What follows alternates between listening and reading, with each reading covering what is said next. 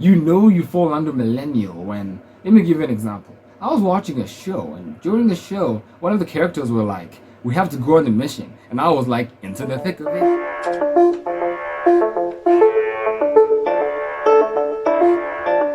Hello, my citizens, my random people, my tribe, and welcome to another one.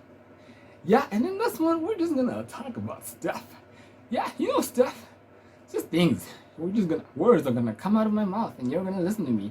Yeah, so let's go. No, seriously, it's one of those random ones. I kind of like. It's a collection of short ones. So there were two short. They were like TikTok videos, but I don't make TikTok videos. I make this. They were even smaller than TikTok length. You know what I mean? They were short. They were gifs, but for videos. They were video gifs, even though gifs are already like video. I say gif. It's gif. Let's have those arguments, but it's gif. It's gif.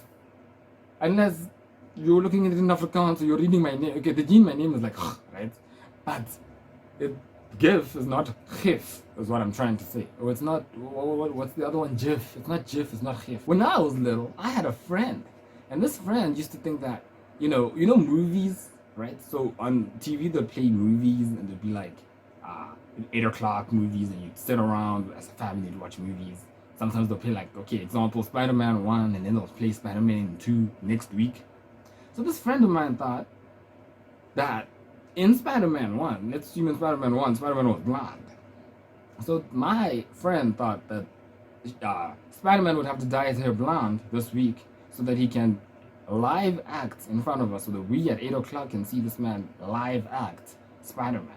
And then next week, if his hair is no longer blonde, it's black, he must now dye his hair black so that he can fit the role of the person he's going to be playing live. It was like watching a play but being broadcasted onto TV every time you watched an 8 o'clock movie. That's what went on. When I was little, I'm gonna expose myself because I'm not just exposing my people, but I gotta expose myself too. When I was little, I used to think that, okay, mirrors, that thing you see over there, the mirror, reflections and stuff. So I used to ask the question, I used to look into a mirror and ask the question, can my reflection see me? You know how I see my reflection and I could see it? I was a child, I was like 8, 9, maybe younger. And every time I would look in the mirror, I'd ask the question, can my reflection see me?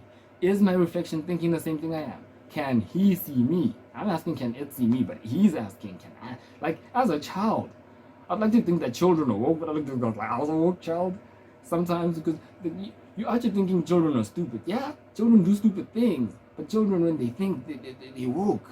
And me as a child, I think I was always. Because like, I think these things now, and now that I know how mirrors work, I understand, right? And I understand, okay, fine, my reflection may or may not be able to see me. It can't. But as a child, I really believe that maybe it can see me, and it's asking the same questions. So when I leave, it leaves, and it goes to its own world with family and stuff. There's mom, there's whoever's there. Yeah, it goes there and it lives its own life. I live my life. But when I look in the reflection, it has to come back. Pangea. Y'all heard of Pangea, right? So Pangea is basically the concept of Pangea is basically that the continents were basically like one. They were sort of joined together. They were like glued together like so, whatever. And then they split due to like the plate. You know how Pangea works. If you know Pangea, you know how it works. The plates moved eventually. But here's my version of events in my mind. When the teacher said Pangea to me and explained that concept to me, how I perceived it and why, the real reason they split, So I assume obviously they were connected to each other. They were the same as they are now. So how we used to think, or we still think, some people still think, and we used to think that Asians are super smart and all Americans are stupid, and it's not true because like we have smart people and stupid people everywhere. But we used to think that like the elite ones were Asians and stuff. So Asia was connected to America, and America was being America, and Asia was being Asia, but America was being America. So because America was just being America, Asia eventually couldn't take it. Asia was like, no, I can't do it anymore. I gotta bounce. And when Asia made the decision to bounce, he didn't consult the rest of us. He didn't consult Africa, and he didn't consult. You see how it's connected to like Europe? He didn't consult us. Nah, he just split. He just decided to bounce, and he was like, yeah, I'm Asia. I get to do what I want, and then he lied. And then when North America left, it was connected to South America. So North America left, it took South America with. South America was fine with it, but like the rest of us were dragged along, and then history happened. But like the rest, and then history happened, all that stuff you know about history and stuff. I'm not talking about history, but pangea happened, and then like history. So we were just we were just a cause of the effect that is Asia moving. And then Australia was just its own thing. Australia was just chilling. It played no part. It was like, okay, he's just watching these two continents like fighting it out, duking it out. He's just like, oh, yeah. But he's looking down under, and he can see this fight happening, and he's just seeing these planets splitting, and he's like, oh wow, that's crazy. They just dipped. That's crazy. Back to being Australia, and then it was just Australia, and that's what happened. That's every time the teacher said pangea, my brain was like, these things split because they didn't like. Imagine exercise was our currency. Meaning you'd have to give like 10 jumping jacks for like a loaf of bread, and you do like I see it as 10 jumping jacks equal to like 1. And the more expensive the thing is, the more stuff you have to do. Yeah, the more expensive the product is, like a house or a car, the most things you have to do. So if it's a house, you'd have to pay by like running track, right? Constantly running track, just going. And you don't necessarily run one lap. You get like a whole track, like Olympic level track, and you just keep going, you keep going, and if you can't, they give you like a number to reach, and you have to run the track, and they give you a number to reach. If you can't reach that number, you can't afford that house.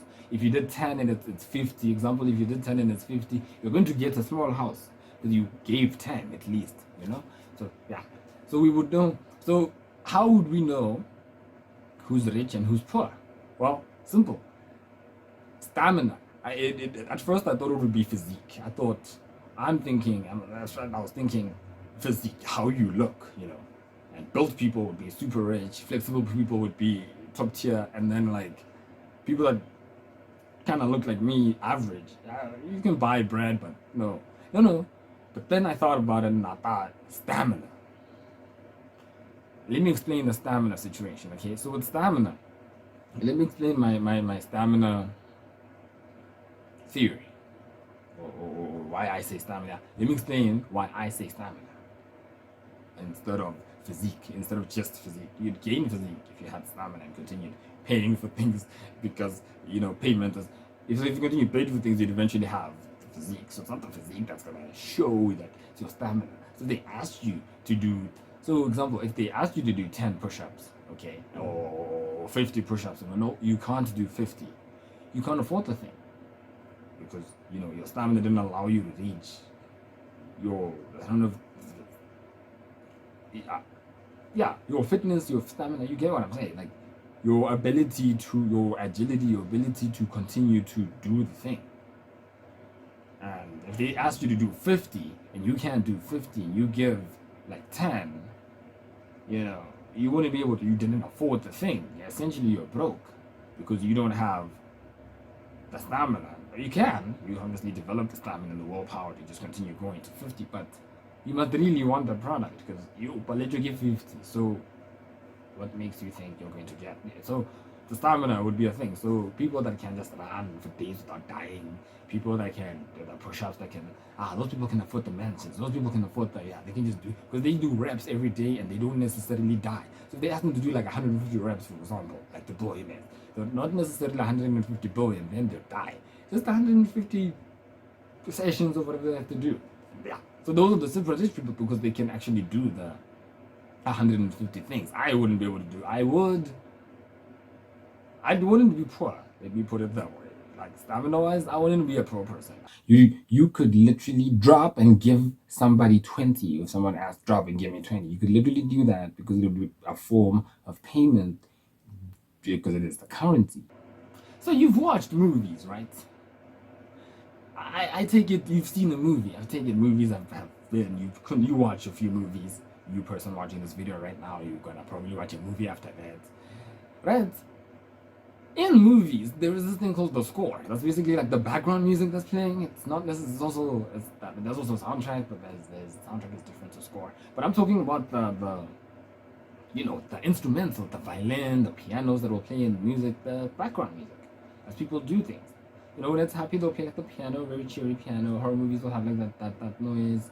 But now I was thinking, imagine we had background music in real life. Like as you went about your day-to-day business, you woke up tomorrow morning, you have to go to work or school, but you wake up, whatever it is you do, most people just go to work or school. Unless you're a baby, then you do none of those. But if you're not a baby, you going to work or school, you're doing something. Imagine that happened in real life. Now, what I mean by that is, imagine every time you went about your day-to-day life, you had music, you had background music playing in the background. Everything you do, every little thing you do, there's background music just happening, playing. Because think about if something bad happens, like in horror movies, you get that ting, ting, ting, ting, ting, ting, ting type noise. Well, you'd get that type noise too in real life, right? Yeah, you get that type of noise in real life if something bad is about to happen. If you're walking, if you're like a girl and you're walking about on the street, and you're just alone walking about on the street, just going about your business, buying bread, nochal. And as you're about to buy this bread, you're just gonna buy bread, listening to the earphones, but like you can hear the background music even when you're listening to music. So you hear that, and the more intense and the more louder it becomes, the more you know I have to avert the danger, right?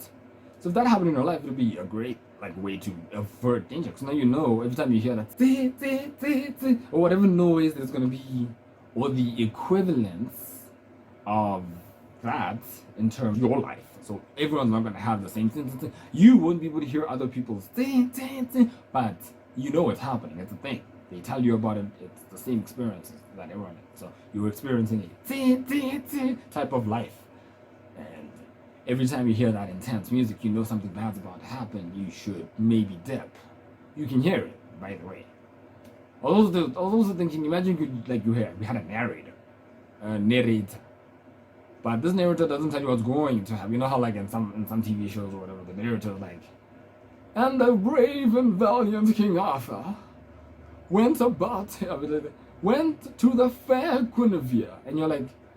And King Arthur was like, no, I'm not going to do that today. I'm actually tired. And then the narrator was like, I said the brave and one. And then he has to do it because the narrator said so. No. In our life, he's just going to be narrating what we are doing by ourselves. He's not going to be like, and so Moji woke up and he watched TV. No. It's more like, I woke up and watched TV first. And then he narrates. After vigorously watching TV, he decided to eat. You know what I mean? Then he does that. But that's considering the fact that after vigorously watching TV, I decided to eat. Then he will narrate that I ate. I don't know who he's narrating to. He's not narrating to me, but he just exists. So guys, if you like that video, be sure to hit that bell, be sure to hit the subscription button, and be sure to share with a friend. He's looking down under, wow. Imagine every time imagine that happened in real life. Imagine the posture